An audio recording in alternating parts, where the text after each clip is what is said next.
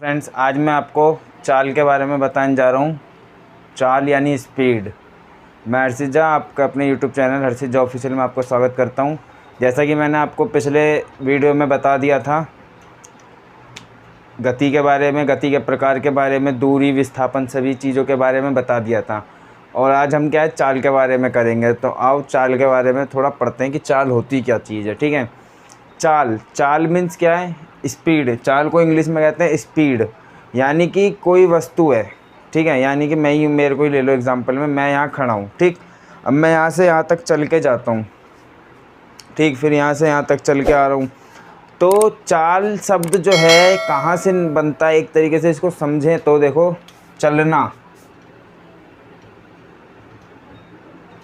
यानी हम यहाँ से लेके यहाँ तक चले। ठीक है, तो चलना से ही लिया गया चाल, कि इसकी चाल देखो कैसी है ना, हाय रे तेरी चाल मस्तानी, इस तरीके से, है ना। तो चाल क्या है? चलना। ठीक, तो जब कोई वस्तु एक स्थान से दूसरे स्थान तक चलकर जाती है, ठीक, तो वो कुछ दूरी तय करती है कि नहीं। जब यह कोई वस्तु यहाँ थी, वो यहाँ से यहाँ तक चलकर गई, तो उसने कुछ दूरी तय करी होगी। मान लिया 5 किलोमीटर दूरी तय करी उसने, उसमें समय लगा, मान लो 5 मिनट का समय लगा। ठीक है, तो उसने क्या किया कि 5 मिनट में 5 किलोमीटर की दूरी तय कर ली चल के। ठीक है, यहाँ से वहाँ तक गया 5 मिनट में 5 किलोमीटर, तो वो क्या होगी, उसकी चाल हो गई है। ठीक है, अब वो उसी दूरी को, 5 किलोमीटर की दूरी को ही दूसरी बार में क्या करता है, वो लेता है 2 मिनट। उसने क्या किया, 2 मिनट का टाइम लिया। ठीक है, अब वो पहले तो भाई 5 मिनट लगे, बाद में 2 मिनट क्यों लगे, है ना। अब जैसा यहाँ लिखा है, चाल मीन्स स्पीड। स्पीड मीन्स क्या? तेजी आना। यानी कि वो चल कर गया वहाँ पे, पहली बार में वो थोड़ा धीरे चला होगा, इसलिए उसे 5 मिनट लगा। बाद में थोड़ा तेज़ चला होगा तो उसे कम टाइम लगा, लेकिन दूरी क्या थी? बराबर ही थी। ठीक, तो चाल का जो फॉर्मूला होता है, चाल, इसे v से डिनोट करते हैं। ठीक है, ये चाल क्या है? चाल जो है एक अदिश राशि है। ठीक, चाल एक क्या है? अदिश राशि। अब देखो, चाल v से डिनोट करते हैं चाल को। ये जो है हमारा s यानी दूरी, पहले लिख देता हूँ, दूरी बटे समय। अब ये समय क्या, दूरी क्या है? तय की गई, और समय क्या है? लगा समय, जो लगा टाइम। ठीक है, तो दूरी को हम एस से डिनोट करते हैं और टाइम को टी से। तो इससे हमारा फॉर्मूला क्या निकल के आता है? v/st। ठीक है, ये है हमारी चाल। ठीक, ये बात थी हमारी चाल की, यानी कोई वस्तु एक जगह से दूसरी जगह तक गई तो उसने कुछ दूरी तय करी कुछ समय अंतराल में, तो ये क्या कहलाई? उसकी वस्तु की चाल। ठीक है, ठीक है, तो आपको चाल के बारे में बताया गया। अब इसके बाद जो आपको दिख रहा है चाल के प्रकार, टाइप्स ऑफ स्पीड। ठीक है, अब क्या है टाइप्स ऑफ स्पीड में? पहला आता है आपका एक समान चाल, इसके बाद आता है आपका असमान चाल, उसके बाद आता है आपका औसत चाल। एक समान चाल को कहते हैं यूनिफॉर्म स्पीड, और इसको कहते हैं नॉन यूनिफॉर्म, इसको कहते हैं एवरेज स्पीड। अब एक एक करके इन तीनों पॉइंट्स को हम समझ लेते हैं। ठीक है, पहला पॉइंट है एक समान चाल। एक समान चाल का मतलब क्या है कि जैसे मान लो मैं यहाँ से वहाँ तक चल कर गया था, या कोई वस्तु चल कर जा रही है, तो उसने क्या किया कि मान लो 5 किलोमीटर जाने में 5 मिनट का टाइम ले रहा है, तो वो अगले 5 मिनट में भी ना 5 ही किलोमीटर जाएगा, उसकी स्पीड में कोई चेंज नहीं आएगा, वो जिस स्पीड में चल रहा है उसी स्पीड में चलेगा। ठीक है, जैसे मान लिया ये ए से बी तक गया, ये 5 किलोमीटर की दूरी है, इसने 5 मिनट में तय करी है। ठीक है, अब दोबारा जब ये बी से सी पर जाएगा ना, तो वो क्या है? 5 किलोमीटर ही जाएगा, कितने देर में? 5 मिनट में। यानी कि समय के साथ साथ जो है इसकी चाल भी क्या है? बराबर ही है। यानी कि जितना समय ले रहा है उसी के हिसाब से वो स्पीड भी ले रहा है, उसी हिसाब से वो आगे भी चल रहा है। ये नहीं कि पहले 5 मिनट में 5 किलोमीटर चला, फिर अगले 5 मिनट में वो 10 किलोमीटर चल गया, स्पीड बढ़ गई, ऐसा नहीं है, वो एक स्पीड में ही चल रहा है। तो इसे हम क्या कहते हैं? एक समान चाल। अब आता है असमान चाल, यानी कि नॉन यूनिफॉर्म स्पीड। तो असमान चाल क्या होता है? असमान चाल जो होता है आपका, वो होता है कि जैसे यहाँ से यहाँ तक वो गया था ए से बी तक 5 किलोमीटर, ठीक है। ए से बी जाने में उसे 5 किलोमीटर में 5 मिनट का टाइम लगा, ठीक है। लेकिन अगला जो 5 मिनट था, अगला जो 5 मिनट लिया उसने, उसमें वो 10 किलोमीटर चला गया 5 मिनट में, ठीक है। सी बिंदु 10 किलोमीटर तक चला गया वो, ठीक। तो यानी इससे ये क्या पता लगा कि यहाँ पर जो है अलग अलग समय तो एक जैसे ही ले रहा है, लेकिन स्पीड क्या है, अलग अलग हो रही है। जैसे यहाँ पे 5 मिनट में 5 किलोमीटर था, अगले 5 मिनट में 10 किलोमीटर हो गया। तो अलग अलग मिनट पे अलग अलग स्पीड बनती जा रही है उसकी, ठीक है। पहले 5 किलोमीटर था, फिर 10 किलोमीटर हो गया, फिर एकदम 5 घट गया। तो इसको क्या कहते हैं, असमान चाल। असमान मीन्स असमान, जो समान नहीं है, एक जैसी नहीं है, बार बार बदल रही है, ठीक है। समय के साथ साथ क्या हो रहा है, बदल भी रहा है, कि पहले इतना था, फिर उतना था, फिर उतना हो गया, बदलता जा रहा है। तो ये क्या है, असमान चाल। अब औसत चाल क्या है, औसत चाल ये है जो हमारा ये असमान चाल वाली बदतमीजी फैल रही है ना, इसमें इस बदतमीजी को सॉल्व करने का तरीका होता है औसत चाल, ठीक। कैसे, जैसे यहाँ पर ये कोई आदमी है, वो इतना बदतमीज है कि पहले वो 5 मिनट में 5 किलोमीटर गया, अगले में 10 किलोमीटर चला गया। तो अब हमें कैसे पता लगे कि उसकी एवरेज स्पीड, किसी चीज़ का एवरेज निकालते हैं ना, कि लगभग इतने होंगे, लगभग उतने होंगे, तो लगभग निकाला जाता है ना। तो इसी प्रकार से इस लगभग चाल को, लगभग स्पीड जो होगी इसकी एवरेज स्पीड, कि हाँ लगभग माना जाए लमसम इतने की स्पीड होगी, तभी वो इस हिसाब से चल रहा है, ठीक है। तो उसको निकालने के लिए क्या करते हैं, हम औसत चाल का यूज़ करते हैं। यानी कि इसमें क्या करते हैं हम, हमारे पास जो औसत चाल होता है, इसमें क्या करते हैं, जैसे 10 किलोमीटर गया, फिर 20 किलोमीटर पहुंच गया, फिर 5 किलोमीटर, अलग अलग दूरियां तय करी इसने, अलग अलग टाइम में, 5 में, फिर 10 मिनट लगे, फिर कुछ और टाइम लगा। तो जो अलग अलग समय लगा, उसके बाद अलग अलग टाइम जो लगा और दूरी, उन दोनों को क्या करा, जोड़ दिया हमने। 10 20 30 5 35, 5 4 9 10 19, इस तरीके से जोड़ दिया। इससे इसको डिवाइड करा, जो भी आंसर आया वो क्या हो गया, इसकी औसत चाल हो गई, ठीक है। तो ये बात थी हमारी एक समान चाल, असमान चाल और औसत चाल की। अब इसके बाद आपका आता है वेग, ठीक है। वेग क्या होता है, वेग हमारी कहलाती है इंग्लिश में वेलोसिटी, ठीक। जैसा कि अब आपको दिख रहा होगा कि मैंने लिखा है वेग, यानी कि वेलोसिटी। अभी वेलोसिटी और वेग क्या चीज़ होती है, ठीक है। वेलोसिटी क्या है, वेलोसिटी और स्पीड जो है लमसम सेम होती है, एक जैसी होती है, ठीक है।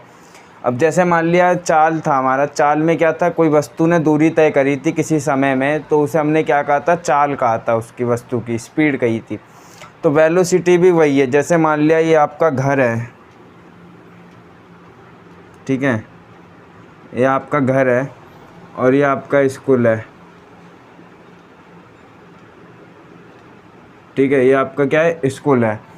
अब ये आपके घर से लेके स्कूल जाने तक में, ठीक है, आपके घर से स्कूल जाने तक में आपको क्या लगता है, मान लो यहाँ से यहाँ तक की दूरी कितनी हो गई आपकी, यहाँ से यहाँ तक की दूरी मान लिया मैंने आपकी हो गई 500 मीटर, ठीक है। और आपको यहाँ तक जाने में कितना टाइम लग गया, 5 मिनट लग गया, ठीक है। तो और आप यहाँ पर हो, अपने घर पर खड़े हो, ठीक। अब यहाँ से यहाँ पर आ गए, स्कूल में आ गए आप, ठीक है। तो आपका विस्थापन कहाँ हो गया, स्कूल में। तो अगर किताबी लैंग्वेज से देखा जाए तो वेग क्या होती है, वेग वह चीज़ है जो निश्चित समय अंतराल में किसी वस्तु का एक स्थान से दूसरे स्थान पर विस्थापन हो जाता है, वो क्या कहलाता है, वस्तु का वेग, ठीक है। किसी निश्चित समय दर पर वस्तु का विस्थापन क्या कहलाता है, वेग, ठीक है। तो जैसे फॉर्मूला आपका ये होता है, वेग को भी हम वेलोसिटी को v से ही डिनोट करते हैं, और ये होता है s और t। s के ऊपर ये जो एरो लगा है, इसका मतलब ये है कि ये सदिश राशि है, ठीक है। ये सदिश राशि यानी इसके दिशा के साथ साथ परिमाण भी रहता है, कि दिशा होती है, दिशा बताता है ये, ठीक है। तो s क्या है, s यहाँ पर आपका है विस्थापन, s क्या है, विस्थापन, और t क्या है, समांतराल, ठीक है। तो इससे क्या पता लगा कि किसी वस्तु का एक स्थान से दूसरे स्थान पर विस्थापन निश्चित समय अंतराल पर होना क्या कहलाता है, वेग कहलाता है। अब मान लिया ये एग्जांपल जो था कि आप स्कूल, घर से स्कूल तक गए, ठीक। तो आपका स्कूल 500 मीटर की दूरी पर था, ठीक। अब उसमें कितना समय लगा, 5 मिनट का। तो इस फॉर्मूले में अगर आप पुट करते हो, दूरी पुट करोगे तो क्या आएगा, दूरी आ गई आपकी 500 मीटर, ठीक है। विस्थापन जो हुआ आपका वो 500 मीटर हो गया और आपको टाइम लगा कितना, 5 मिनट का, ठीक। तो आप इससे इसको डिवाइड करेंगे तो आपका आएगा 100 और ये मीटर का m और मिनट का ये, ठीक। तो आपकी स्पीड क्या है यहाँ पर, वेलोसिटी क्या है आपकी, वेग क्या है आपका, 100 मीटर प्रति मिनट। यानी कि आपकी जो स्पीड है ना चलने की स्पीड, वो क्या है, 100 मीटर प्रति मिनट है। वेग आप किस वेग से जा रहे हैं, 100 मीटर प्रति मिनट, यानी कि 1 मिनट में आप 100 मीटर तक विस्थापित हो जाएंगे, ठीक है। तो ये बात थी आपकी वेग की। अब वेग के भी क्या है, 3 प्रकार होते हैं, एक समान वेग, ठीक, असमान वेग, और तीसरा होता है आपका, एक समान वेग हो गया, असमान वेग हो गया, और तीसरा होता है आपका औसत वेग, ठीक। सेम वही चीज़ है, जैसे चाल थी उसी तरीके से इसका भी है, uniform velocity, non uniform velocity and average velocity. अब एक समान वेग कब होगा, जब आप समय आपका बराबर चल रहा है और आपका वेग भी क्या है, समय के साथ साथ एक ही जैसा चल रहा है। कि अगर आप 1 मिनट में 100 मीटर जा रहे हैं तो आप आगे भी 1 मिनट में 100 मीटर ही जाएंगे, तो वो क्या है, आपकी जो वेग है वो एक समान वेग है। और अगर ऐसा हो रहा है कि आपका समय के साथ साथ क्या हो रहा है, आपका वेग भी घट रहा है या बढ़ रहा है, ठीक है, तो उसमें क्या होता है, आपकी वेग क्या है, असमान है, कि समय तो चल रहा है लेकिन समय के साथ साथ आपका वेग कभी कम हो रहा है, कभी ज़्यादा हो रहा है, तो वो क्या कहलाता है, असमान वेग। औसत वेग क्या है, औसत वेग ये है कि अलग अलग प्रकार से जब वेग चल रही है आपके अलग अलग समय के हिसाब से, तो तब क्या है, उन सारे वेगों को जोड़ देते हैं, ठीक है। आप जो टोटल दूरी चल रहे हैं उन अलग अलग दूरियों को जोड़ देते हैं और जो समय लगता है उन समय से क्या करते हैं, उसको भाग कर देते हैं, तो हमारे क्या आ जाता है, औसत वेग निकल के आ जाता है, जैसे औसत चाल था हमारा, ठीक। तो ये बात थी हमारी वेग और वेग के प्रकार की। अब इसके बाद आता है आपका त्वरण, ठीक है। त्वरण को कहते हैं हम इंग्लिश में एक्सीलरेशन, ठीक है। तो ये आपका था वेग। वेग सदिश राशि है तो यहाँ पे भी आप इस पर वेक्टर लगा ले। अब इसके बाद मैं बताने वाला हूँ आपको त्वरण, ठीक है। आपको वेग बता दिया, वेग के प्रकार बता दिए, चाल बता दी, चाल के प्रकार बता दिए। अब आते हैं बात त्वरण की और त्वरण के प्रकार। त्वरण, ठीक है। त्वरण को इंग्लिश में कहते हैं एक्सेलरेशन, ठीक। इसे ए से डिनोट करते हैं, स्मॉल ए से, ठीक है। अब त्वरण क्या होता है आपका, त्वरण जो होता है किसी वस्तु के वेग में वृद्धि करना। यानी कि आप जैसे अभी मैंने आपको एग्जांपल दिया, आपकी स्पीड क्या थी, 100 मीटर प्रति मिनट ये थी। अगर आपकी स्पीड बढ़ा दी जाए, अगर आप 200 मीटर 1 मिनट में जाने लग गए, तो ये देखो यहाँ से आपकी स्पीड क्या होती है, बढ़ गई है ना। तो ये जो स्पीड को बढ़ाने का काम करता है वो कौन करता है, त्वरण, ठीक है। जैसे आप पे मोटरसाइकिल होगी, आप स्टार्ट करते हो, स्टार्टिंग में आप 10 की स्पीड पे जा रहे हो, अब उसके बाद एकदम ही आप क्या करते हो, रोड पे जाते ही स्पीड बढ़ा देते हो, एक्सीलरेटर घुमा देते हो, एक्सीलरेटर से ही एक्सीलरेशन है, उसका नाम एक्सीलरेटर क्यों रखा है, जो वो क्या करता है, आपके वेग को बढ़ा देता है, वेलोसिटी को बढ़ा रहा है, आपकी गाड़ी की स्पीड जो है जाने की उसको बढ़ा रहा है वो, तो इसीलिए उसका नाम एक्सीलरेटर है। उसको एक्सीलरेटर देते हैं तो क्या होता है, वेग बढ़ जाता है आपका। अगर आप जैसे 5 किलोमीटर प्रति घंटा स्पीड लिखा रहता है स्पीडोमीटर में, तो उसका मतलब क्या है, 5 की स्पीड कहते हो आप, 5 की स्पीड है मेरी, तो उसका मतलब क्या है कि आप 1 घंटे में 5 किलोमीटर जाओगे। अगर आप एक्सेलरेटर खींच देते हो, आपकी स्पीड 50 पे चली जाती है, तो आप 1 घंटे में 50 किलोमीटर की स्पीड तय कर लोगे। तो सोचो कहाँ अभी 1 घंटे में 5 किलोमीटर कर रहे थे, अब उस एक्सेलरेशन देने के बाद क्या हो गया, 50 किलोमीटर करने लग गए, ठीक। तो इसी को हम क्या कहते हैं, एक्सेलरेशन, यानी कि जो हमारी वेग में वृद्धि कर दे उसे हम क्या कहते हैं, एक्सेलरेशन, ठीक। अब एक्सेलरेशन जो है ये भी कितने प्रकार के होते हैं, 3 तरीके के होते हैं, 3-4 तरीके के। एक होता है आपका एक समान त्वरण होता है, एक असमान त्वरण होता है, एक होता है आपका धनात्मक, एक होता है ऋणात्मक त्वरण, ठीक। इसको मैं अभी आपको अलग अलग बताऊंगा, लेकिन उससे पहले हम त्वरण के फॉर्मूले के बारे में समझ लेते हैं कि त्वरण का फॉर्मूला कैसे निकलता है, ठीक है। अब त्वरण क्या है, एक सदिश राशि है, ठीक। इसकी दिशा होती है और परिमाण भी होता है, ठीक। तो जैसे मान लिया इसे मैंने बताया ए से डिनोट करते हैं। और ये क्या करता है, स्पीड को बढ़ाता है। तो मान लिया प्रारंभिक स्पीड, हमारी प्रारंभिक वेग जो थी वो क्या थी, u मान ली मैंने, और अंतिम वेग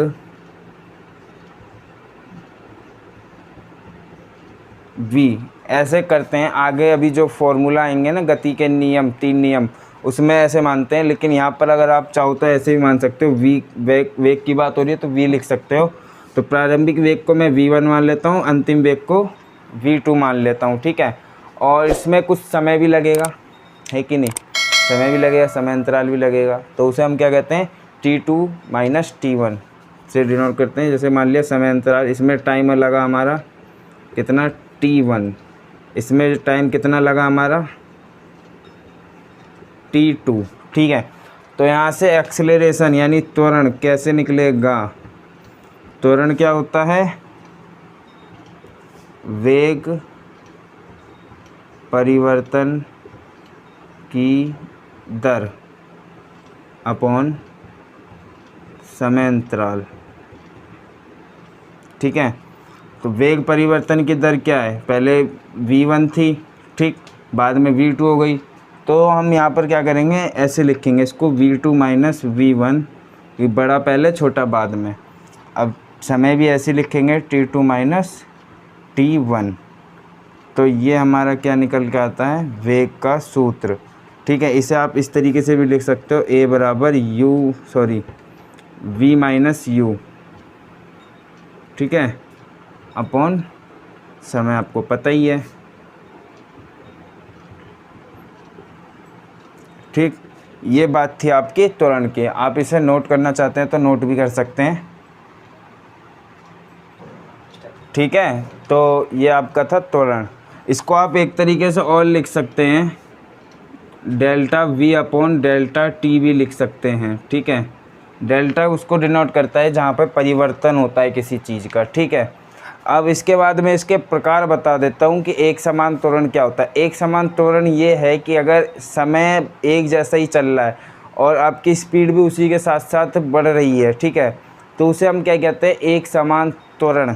जैसे कोई वस्तु है, ये रहा पेन है, ये ऊपर से नीचे की ओर गिरा, ठीक है, तो समय भी एक ही लगेगा और स्पीड भी एक ही लगेगी, इसमें बीच में जाके कोई ऐसे नहीं कर देगा, ठीक है। तो ये जब कोई वस्तु ऊपर से नीचे की ओर गिरती है ना, तो उस टाइम वो क्या होता है, एक समान त्वरण में होता है, ठीक है। तो ये बात ध्यान रखना, एक समान त्वरण ये होता है। अब उसके बाद आता है असमान त्वरण। असमान त्वरण क्या होता है, जैसे आप बाज़ार में जाते हो तो वहाँ भीड़ रहती है, आप स्कूटर पे हो, बाइक पे हो, किसी भी चीज़ पे हो, पैदल भी हो, तो आपके सामने कोई आ जाता है तो आप क्या करते हो, ब्रेक मारते हो, स्पीड कम करते हो, है ना। अगर जैसे ही आपको रास्ता खाली मिलता है फिर एक्सीलरेटर दे तो फिर खींचते हो तेज़ बाइक एकदम, ठीक। तो अलग अलग टाइम पे अलग अलग आपने क्या करा, एक्सीलरेटर दिया, अलग अलग वेग करा, वेग परिवर्तन किया आपने, वेग बदला। पहले कहीं भीड़ थी तो वहाँ कम कर दिया, कहीं खाली मिला आपने फिर बढ़ा दी। तो इसको हम क्या कहते हैं, अलग अलग समय पर अलग अलग वेग हुई, तो इसे हम क्या कहते हैं, असमान त्वरण कहते हैं। अब धनात्मक त्वरण क्या है, जो समय के साथ साथ आपका त्वरण भी बदलता रहता है, उसे हम कहते हैं धनात्मक त्वरण। और जो समय के साथ साथ आपका त्वरण घटता है उसे हम क्या कहते हैं, ऋणात्मक त्वरण, ठीक है। यानी कि जैसे बाइक गाड़ी स्टार्ट करते हो तो आपका जैसे जैसे समय होता जाता है आप वैसे वैसे एक्सीलरेटर बढ़ाते हो और आप अपनी मंजिल को हासिल करते हो। लेकिन जब आपको कहीं रुकना होता है तो क्या है, समय बढ़ रहा है, समय तो पीछे नहीं आता है ना, समय बढ़ता ही रहता है। तो समय आपका आगे बढ़ता जा रहा है लेकिन आप क्या एक्सीलरेशन कम कर रहे हो, स्पीड रुक रही है, तो आपकी गाड़ी में ब्रेक लगता है। तो जब ब्रेक लगता है गाड़ी में तो वो क्या है, आपका ऋणात्मक त्वरण कहलाता है, ठीक। तो ये बात थी हमारी त्वरण की और त्वरण के प्रकार। और त्वरण का जो मात्रक होता है वो होता है मीटर प्रति सेकंड स्क्वायर, ठीक है। अब सारी चीज़ आपको बता दी, चाल के बारे में बता दिया, वेग के बारे में बता दिया, चाल के प्रकार बता दिए, वेग के प्रकार बता दिए, त्वरण बता दिया, त्वरण के प्रकार बता दिए, ठीक।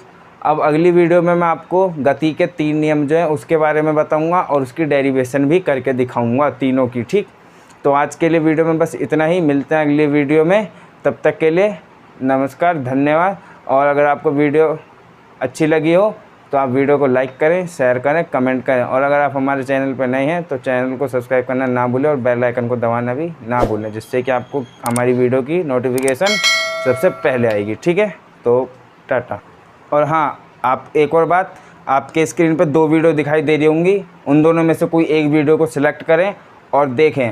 इसमें आपको मोशंस के फर्स्ट पार्ट के वीडियो दिख जाएगी और आपको एक इन्वर्स ट्रिग्नोमेट्री का भी दिखने को मिल जाएगा। धन्यवाद।